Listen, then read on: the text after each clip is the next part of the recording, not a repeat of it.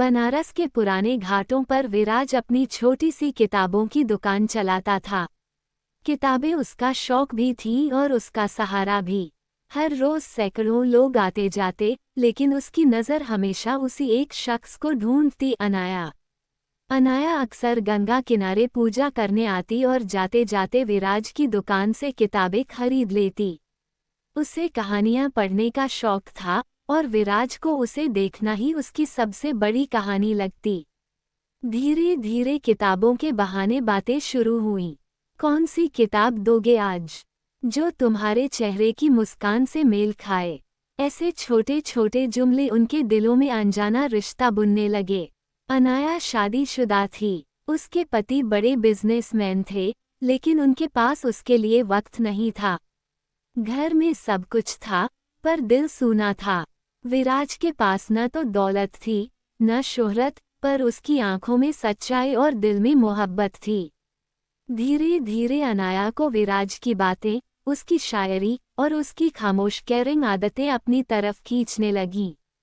एक शाम गंगा आरती के बाद अनाया बोली, काश जिंदगी भी इन लहरों जैसी होती, बहती रहती, रुकती नहीं।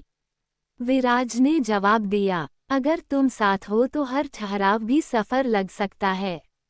उनकी खामोशी में एक रूहानी इश्क पनपने लगा। लेकिन मोहब्बत आसान कहाँ होती है। कस्बे में लोग बातें बनाने लगे। अनाया अपने घर परिवार को टूटता नहीं देख सकती थी। वो एक रात रोते हुए विराज से बोली, हमारी मोहब्बत सच्ची है, लेकिन हमारी जिम्मेदारियां और मजबूरियां उससे बड़ी हैं। विराज खामोश रहा। उसकी आंखों से आंसू बहे, लेकिन होठों पर मुस्कान थी। अनाया, मोहब्बत मिलना नहीं, निभाना है। अगर तुम्हें दूर रहकर भी खुश देख सकूं, तो वही मेरी सबसे बड़ी मोहब्बत होगी। अनाया ने आखिरी बार उसकी दुकान से वही किताब ली, जिसमें लिखा था, सच्चा प्यार अक्सर अधूरा होता है। साल बीत गए। विराज अब बूढ़ा हो चुका था, लेकिन हर रोज दुकान पर वही किताब सबसे आगे रखता, वही जो अनाया आखिरी बार ले गई थी। लोग पूछते, पंडित जी, ये पुरानी किताब क्यों रखते हो? वो मुस्कुराकर कहता, ये किताब नहीं, मेरी जिंदगी की दास्तान है। एक दिन अचानक अनाया लौटी।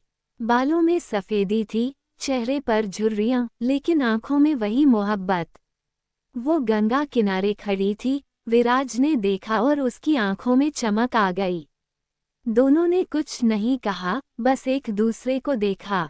सालों की दूरी, सारे गम, सब कुछ उस एक नज़र में पिघल गया। अनाया ने धीरे से कहा, विराज, मैंने सब कुछ पाया, पर सुकून सिर्फ तुम्हारे पास था।